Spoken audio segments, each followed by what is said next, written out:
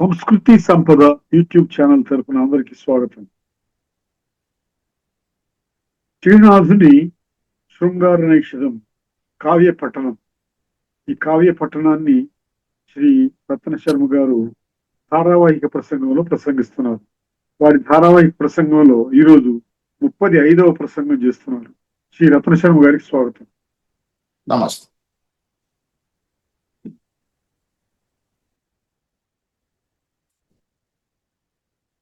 ఈ కథలో హంస దూత్యం ముగిసింది. నలుడు ఆనందపడ్డాడు. దమయంతి విరహవేదనలో ఉంది. ప్రస్తుతం కథ అలా నడుస్తోంది.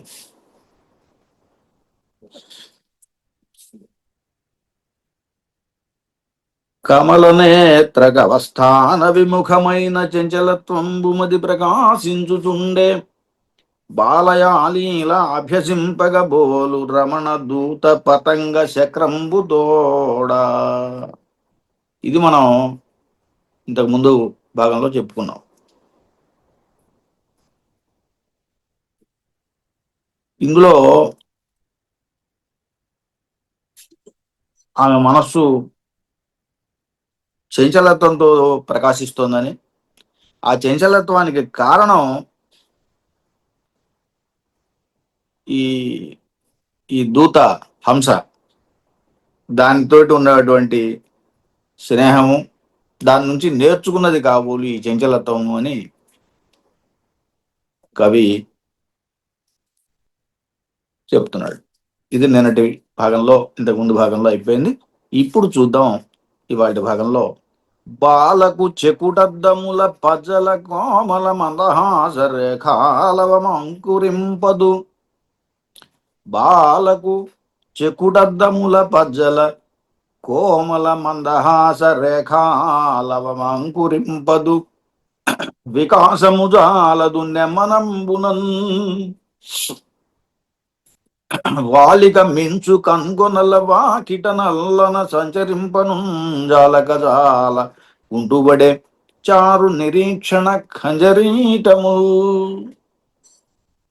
ఖంజరీటము అనే దానికి కాటుక పెట్ట అని అర్థం. ఖంజరీటం,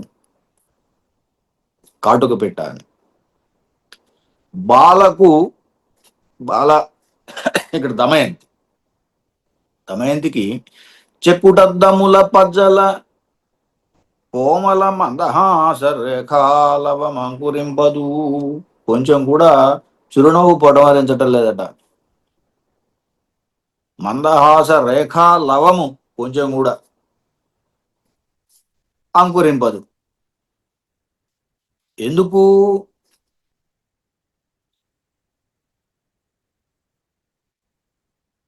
తర్వాత వికాసము చాలదు నెమనంబునన్. వికాసము చాలదు నెమ్మనంబునన్. మనసు కూడా వికాసంలో లేదు, సంతోషంగా లేదు. ఎందుకు అనే దానికి ఒక తర్వాత వాలిక మించు కన్గొనల వాకిట నల్లన సంచరింపనుంజాలక చాలకుంటువడే. ఇక్కడ కన్గొనల వాకిట,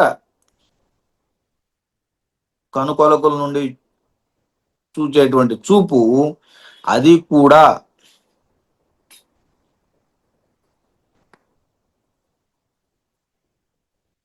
కన్గొనల వాకిట నల్లన సంచరింపనుంజాలక, అది కూడా చూడటం లేదు అలానే.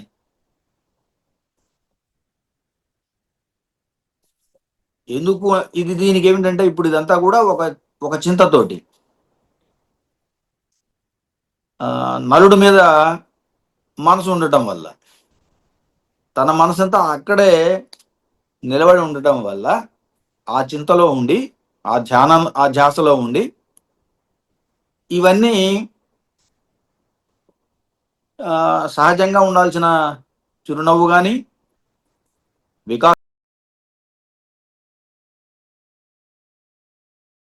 కొనల వాకిట చూసేటువంటి చూపులు కానీ, అంటే వాల్గనుల చూపులు, ఇవన్నీ కూడా అందమైన చూపులు అనేటువంటిది. ఇవి కుంటువడిని అన్నాడు. కుంటువడడం కూడా చాలా కుంటువడే. చారు నిరీక్షణ కంజరీటముల్, అందమైనటువంటి చూపులనడి కాటుక పిట్టలు. ఆ చూపులను కాటుక పిట్టలతో పోల్చాడు. చారు నిరీక్షణ కంజరీటములు, అందములైన చూపులనేటువంటి కాటుక పిట్టలు. ఇవి వాలిక మించు, చాలా పొడుగైనటువంటి నిడుదలైనటువంటి కన్గొనల వాకిటన్, కంటి యొక్క చివరి భాగాల నుంచి అవి సంచారం చేయలేక, సంచరింపను చాలక చాలా కుంటుపడే, చాలా కుంటుపడిందట. అంటే చూడలేకపోతోంది సరిగ్గా అని. ఎందుకుని అంటే ఆ ఆపేక్ష లేదు ప్రస్తుతానికి. ఉన్న అపేక్ష అంతా ఏమిటి? నలుడి మీద ధ్యాస. దాని కారణంగా ఇలాంటి స్థితి ఏర్పడింది అని. బాలకు చెకుటద్దముల పజ్జల కోమల మందహాస రేఖాలవమంకురింపదు. చెకుటద్దములు అంటే చెంపలు. ఇక్కడ ఆ దమయంతికి అద్దాలతో పోలుస్తుంటారు. చెకుటద్దములు అంటుంటారు. అందుకే చెక్కిళ్ళని అద్దాలతో పోలుస్తూ ఉంటారు. చెక్కుటద్దముల వంటి ఈ ఈ చెంపల వైపున నును చిరునగు కోమల మందహాస రేఖ, కోమలమైన మృదువైనటువంటి మందహాసం అనేది కొంచెం కూడా అంకురించటం లేదు అని. బాలకు చెకుటద్దముల పజ్జల, పజ్జల అంటే ఆ వెంట అని. పజ్జ అంటే పద్యము, పజ్జ దారి మార్గము అని అట్లా. కోమల మందహాస రేఖాలవమంకురింపదు వికాసముజాలదు నెమ్మనంబునన్. మనసులో కూడా నెమ్మది, నెమ్మది నెమ్మనంబునన్ వికాసము చాలదు. వాలిక మించు కన్గొనల వాకిట నల్లన సంచరింపంజాలక చాలా కుంటువడే. చారు నిరీక్షణ కంజరీటముల్, చారు నిరీక్షణ కంజరీటముల్, అందమైనటువంటి చూపులనేటువంటి కాటుక పిట్టలు నిడువైనటువంటి కంటు కొలకల యొక్క చివర్ల వాకిలి భాగం నుంచి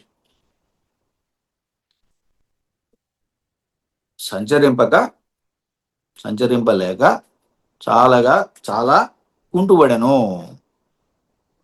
ఇలా ఎప్పుడు కూడా ఎలా నవ్వు లేదు, అలాగే ఉత్సాహం లేదు, అలాగే క్రేగంట ఎవరిని కూడా ఇంచుగని కూడా చూడటం లేదు. ఇలా 3 స్థితులు ఈ పద్యంలో చెప్పాడు. ప్రధానమైన 3. ఒకటేమో ఎలనవ్వు బొత్తిగా లేదు అన్నాడు. రెండవది ఉత్సాహం అసలు లేదు అన్నాడు. వికాసం చాలదు నెమ్మనమ్మునన్ను అన్నాడు కదా. ఇక 3వది క్రేగంట ఎవరిని చూడటానికి ఇష్టపడలేదు, చూడటం లేదు కొంచెం కూడా. ఈ రకంగా మానసిక స్థితితో ఉన్నది అని చెప్పడం. అతివ సమ్ముఖ వస్తువును గానదు ఆత్మ అంతర్ముఖం బౌట చేసి, చెలువ క్రొమ్మించు లేచెక్కుటద్దం బొయ్య పాణి పల్లవ శయబవళించే.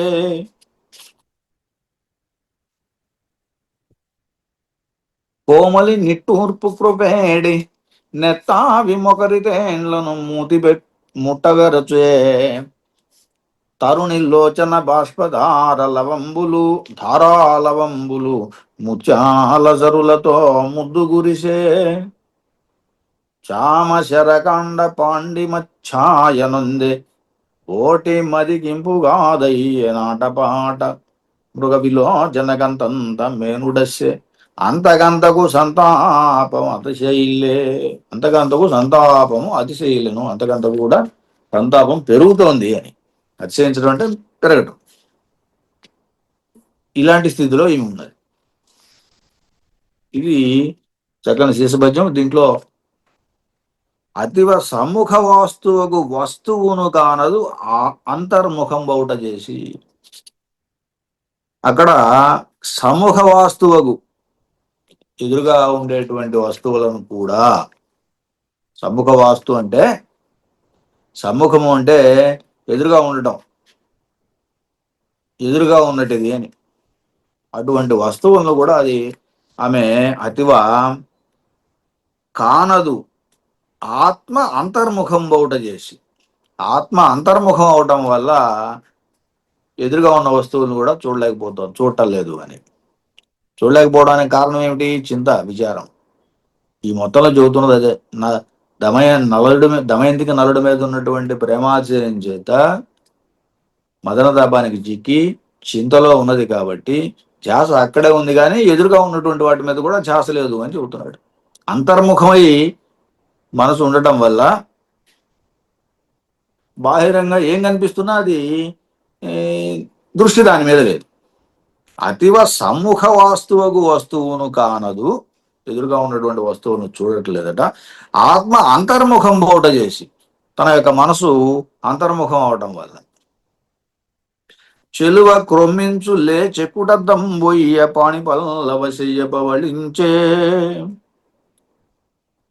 ఇక్కడ క్రొమ్మించు లే చెక్కుటద్దము, ఇది పాణి పల్లవ శయ్య పవళించే. పాణిని, చేతినే శయ్యగా చేసి దాని మీద ఈ పక్కకు ఒత్తిగిలి పడుకున్నట్టుగా చెబుతున్నాడు. చెలువ క్రొమ్మించు లే చెక్కుటద్దంబు, చెంపలు ఉయన్ పాణి పల్లవ చేయబవలించే, అంటే చెంపలకు చేయని ఆంచి పడుకుంటుంది అని చెప్పటం. పాణి పల్లవ శయ్య పవలించే. పాణే పల్లవం, అదే శయ్య. పల్లవ శయ్య సాధారణంగా పల్లవ సజ్జ, చిగురు సజ్జలు ఉండాలి. ఇక్కడ చిగురు సజ్జ ఏమైందంటే చెయ్యే చిగురు సజ్జ అయింది. పాణి పల్లవ శయ్యని పవళించాను. కోమలి నిట్టూర్పు క్రొవేడిన తావి మొకరి వేండ్లను మూతి వెట్టవెరచే. నిట్టూర్పు వేడికి కోమలి నిట్టూర్పు క్రొవేడి, క్రొత్త వేడి క్రొవేడి. కోమలి యొక్క నిట్టూర్పు, నిడుఊర్పు, నిట్టూర్పు. కోమలి నిట్టూర్పు క్రొవేడి నెత్తావి, నెరతావి, నెత్తావి అన్ని ప్రాతా సందులో ఉన్నాయి ఇక్కడ. కోమలి నిట్టూర్పు క్రొవ్వేడి నెత్తావి మొకరి తేంట్లను మూతి ముట్ట వెరచాయి. ఈ తుమ్మెదలు సాధారణంగా పద్మం అనుకునే ముఖాన్ని పోలుస్తూ ఉంటారు. తుమ్మెదలు చుట్టూ తిరుగుతూ ఉన్నాయని చెబుతూ ఉంటాడు. ఇక్కడ ఏమైందంటే మొకరి తేండ్లును మూతి ముట్ట వెరచే.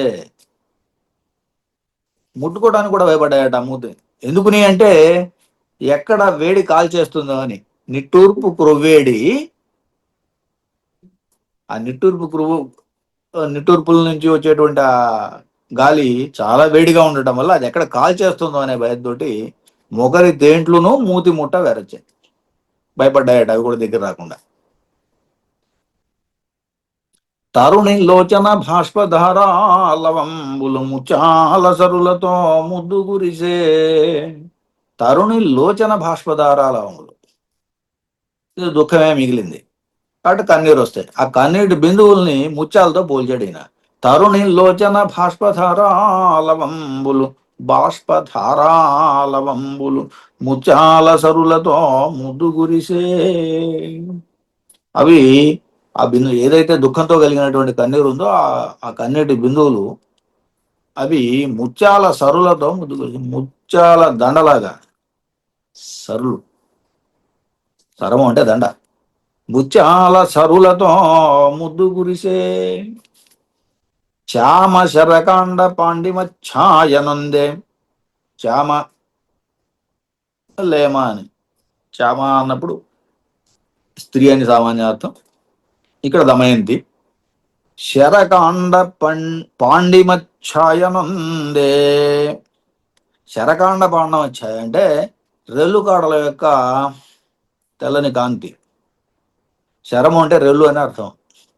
చరకాండం, దాని యొక్క పాండిమఛాయ, తెల్లని కాంతి. అంటే పాలిపోయింది అని చెప్పడం, విచారంతో పాలిపోయింది. బోటి మదికింపు కాదయ్య ఆటపాట. రెల్లుపులు రెల్లు అనేది తెల్లగా ఉంటుంది, రెల్లు కాడ తెల్లగా ఉంటుంది అనమాట. బోటి మదికింపు కాదయ్య నాటపాట.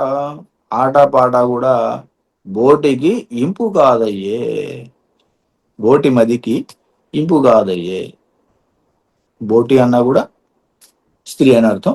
దమయంతికి ఆటపాట ఇంపు కావటం లేదు అని. ఆ హుషారు లేదనే కదా ఇందాక నేను చెప్పుకుంటున్నాం, ఉత్సాహం లేదనే కదా. మృగ విలోచనకంతంత మేనుడస్సే. మృగ విలోచన కూడా సంబోధనే దమయంతికి. అంతంత మేనుడస్సే, శరీరం అలసిపోయినట్టు అయింది. అంతకంతకు సంతాపం అతిశయిల్లే. అంతకంతకు సంతాపం మాత్రం పెరిగింది. ఇవన్నీ తగ్గినాయి కానీ సంతాపం పెరిగింది. విశేషం ఇది. సంతోషం తగ్గింది, ఆటపాటలు తగ్గినాయి, పాండిమధ్యాయ వచ్చింది, మేను అలసిపోయింది. అంతకంతకు సంతాపం మాత్రం పెరిగింది. ఇలా నలుని యొక్క ఆలోచనలతోటి దమయంతి మదనతాపాన్ని పొందుతోంది.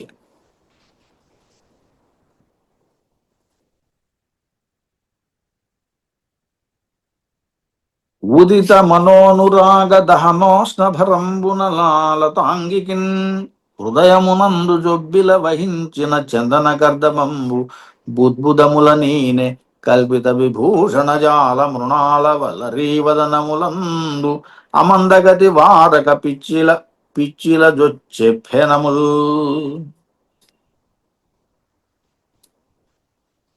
ఇక్కడ ఉదిత మనోనురాగ దహనోష్ణభరంబున నాలతాంగికిన్.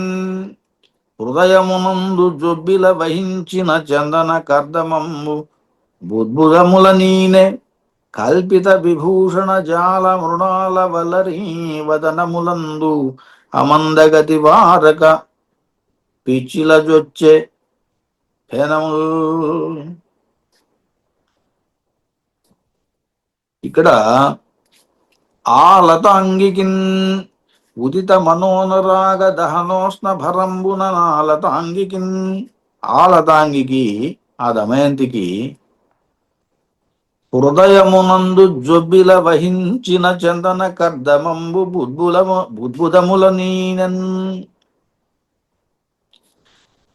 హృదయతాపాన్ని తగ్గించడం కోసం ఏదైతే చందన కర్దమం పూశారో అది నలుని యందు అనురాగము పైకి ఉబికి రావటం వల్ల ఆ వేడికి అది ఆ ఉష్ణ భారంతో అది బుడగల్లాగా పైకి తేలుతోందట. హృదయమునందు జొబ్బిల వహించిన చందన కర్దమం. చందన కర్దమం అంటే గంధం, చందనం. ఈ ఈ పూసుకున్నటువంటి గంధపు ద్రవం ఏదైతే ఉందో అది నలుడి పైన ఉన్నటువంటి అనురాగం ఉప్పొంగి అది పైకొచ్చి ఆ అనురాగంతో, ఆ అనురాగం అనేటువంటి అది ఒక నిప్పులాగా, దహనోష్ణం అన్నాడు. అందుకే దహన ఉష్ణభరం, ఆ వేడి వల్ల కరిగిందట. అది కరిగి బుద్బుదముల నీనని అన్నాడు. బుద్బుదము అంటే బుడగలు. బుద్బుదము అంటే బుడగలు. బుడగల్ని ఇస్తోంది, బుడగలు కక్కుతోంది. ఏమిటి బుడగలు కక్కుతున్నది? చందనం. అది పూసుకున్నటువంటి, ఒంటి మీద పూసుకున్నటువంటి చందనం. ఎందువల్ల అంటే ఆ హృదయంలో నుంచి అనురాగం అనేటువంటి మా తాపం ఉప్పొంగి రావటం వల్ల ఆ వేడికి ఇదిగో ఈ చందనం ఇలా బుడగలు బుడగలుగా పైకి తేలుతోంది. అంటే రాసినటువంటి ఆ పైనేమో పంకం అన్నాడు, అందుకే చందన కర్దమం అన్నాడు. అది బుడదలాగా పూశారు మొత్తాన్ని కలిపి. అది ఇప్పుడు పలచబడిపోయి ఎండకి, అది తాపానికి, అది చివరికి మంటకి దహనం అయినట్టయి ఉష్ణభారంతో అది బుడగల్లాగా పైకి వస్తుంది అని పలచబడి. ఉదిత మనోనురాగ దహనోష్ణ భరంబున, మనోనురాగ దహనం దాని ఉష్ణభారం తాపభారం. ఆలత అంగిగిని హృదయమునందు జొబ్బిల వహించిన చందన గర్ధమంబు, ఆమెకి హృదయమునందు జొబ్బిల వహించిన, చిక్కగా పూశారట. జొబ్బిల అనే పదానికి అర్థం చిక్కగా అని. జొబ్బిల వహించిన చందన కర్దమంబు బుద్భుతముల నీనెన్, కల్పిత విభూషణ జాల మృణాల వల్లనే వదనములందు అమందగతి వారక పిచ్చిల జొచ్చె పేనముల్. ఇంకా రెండవది ఏమిటి? కల్పిత విభూషణ జాల మృణాల వల్లరి. ఆ శరీరం నిండా కూడా ఈ తాపభారాన్ని తగ్గించడం కోసం, మదన తాపభారాన్ని తగ్గించడం కోసం కల్పిత విభూషణ జాల మృణాల వల్లరి తామర తూళ్ళ తీగల్ని, తామర తూళ్ళని చక్కగా అలంకారంగా వేశారు. విభూషణ జాలం, నగలు ధరించినట్టుగా అన్ని కూడా ఒంటి నిండా తామర తూళ్ళను ధరింపజేశారు. అవి ఏమైనాయి?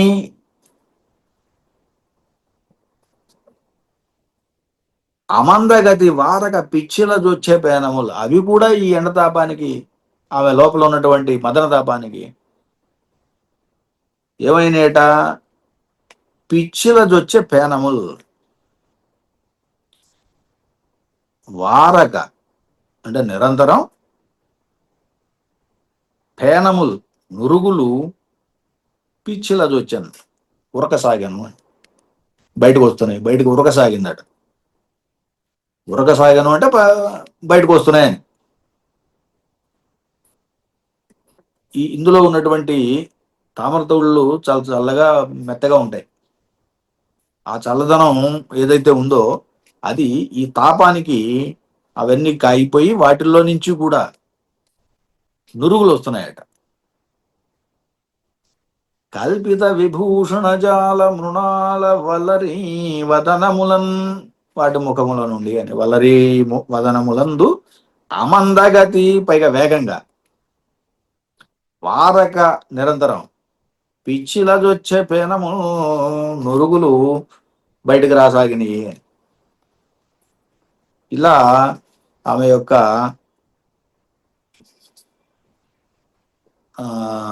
మన్మథ తాపాన్ని వర్ణిస్తున్నాడు. ఆ తాపానికి రెండు దశలు చెప్పాడు ఇక్కడ. ఒకటేమో పైన ఉన్నటువంటి చంద్రం ఏదైతే పూసారో అదంతా కూడా కరిగిపోయి నెమ్మదిగా అది ఏమవుతుంది, బుద్భుతముల్లాగా బుడగల్లాగా బయటకు వస్తుందని చెప్పాడు. రెండవది ఆ తాపభారాన్ని తగ్గించడానికి వేసినటువంటి తామర తూళ్ళు అయితే ఏవైతే ఉన్నాయో అవన్నీ కూడా ఇగో వాటిలో నుంచి నురుగులు బయటకు వస్తుంది అని చెప్తాడు, నురుగులు వస్తున్నాయని చెప్తున్నాడు.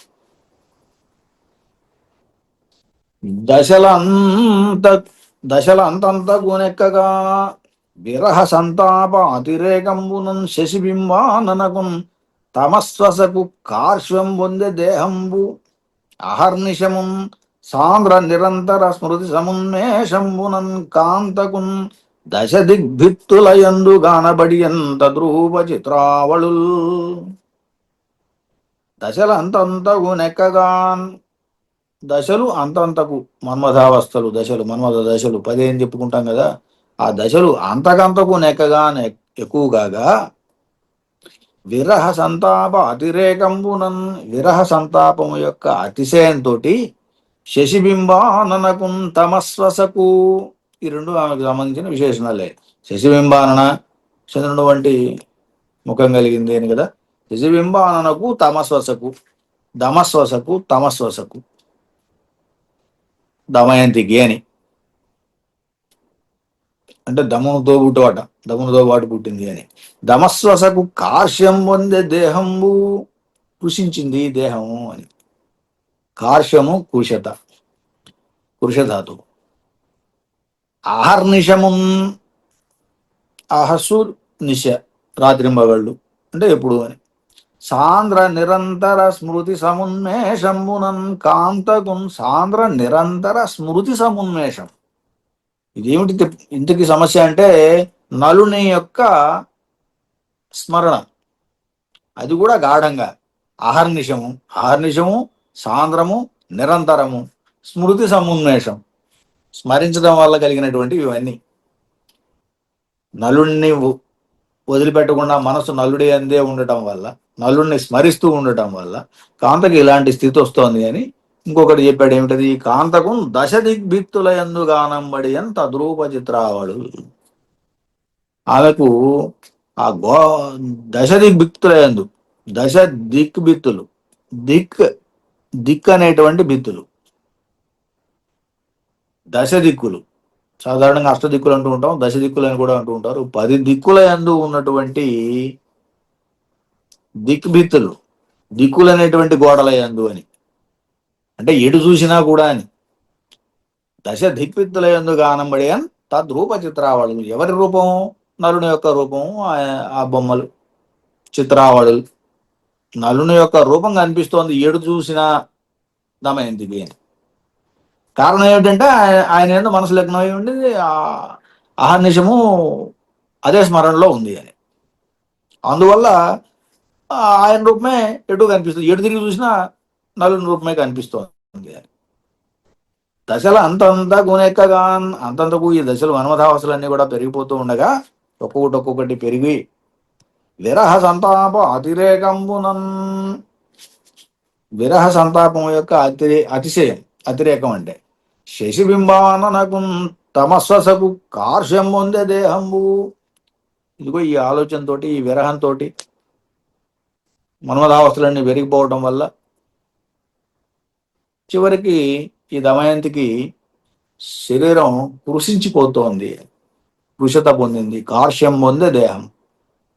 అలాగే అహర్నిశము, రాత్రింబగలు, సాంద్ర నిరంతర స్మృతి, దట్టమైనటువంటి గాఢమైనటువంటి నిరంతరమైన స్మృతి చేత, నలుని స్మృతి చేత కాంతకం దశ దిక్ భిత్తులయందు, దిక్ భిత్తి అని, అవి దశ దిక్కులు అని. 10 దిక్కులు అనేటువంటి గోడలయందు కానంబడి అని తద్రూప చిత్రావళు. నలుని యొక్క చిత్రమే కనిపిస్తోంది ఎటు తిరిగి చూసినా అని చెప్పటం. ఇలా పూర్తిగా భ్రాంతిలో ఉంది. నలుని చుట్టూరుతోటే మనసు తిరుగుతూ ఉంది. నల్ల రూపమే ఎల్లడలా కనిపిస్తోంది. చెలులు శిశురోపచారము సేయుబొంటే ప్రోవులిడ్డ మృణాల కర్పూర వితదిగాంచి వైదర్భి మదిలోన కళవళించే జాలకాయాత జాలక ఆయాత చంద్రికా జాలమనుచు. ఇక్కడ శిశిరోపచారాలు చేస్తున్నారు చెలులు. చెలులు శిశిరోపచారములు చేయుకుంటే చేసే సమయంలో ప్రోవులిడ్డ మృణాల కర్పూర అవుతుంది.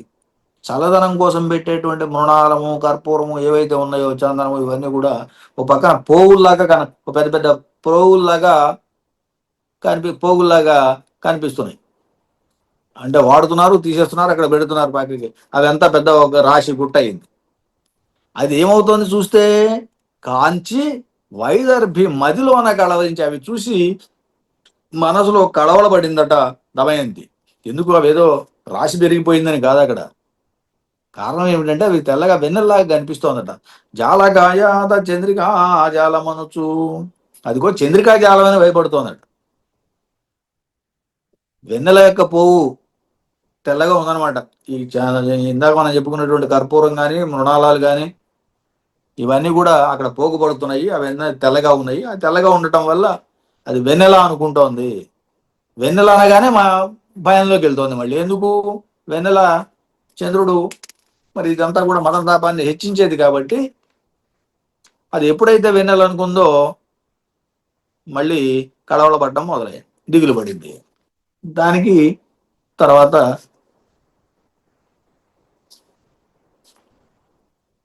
రేపు చూద్దాం మిగతాది. స్వస్తి.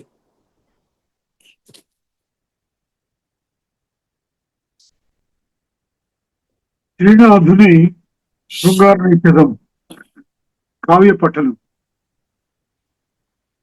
ధారావాహిక ప్రసంగంలో ఈ కావ్య పఠనాన్ని గావించిన శ్రీ నూతలపాటి వెంకటరత్న శర్మ గారికి ధన్యవాదాలు. ధన్యవాదాలండి.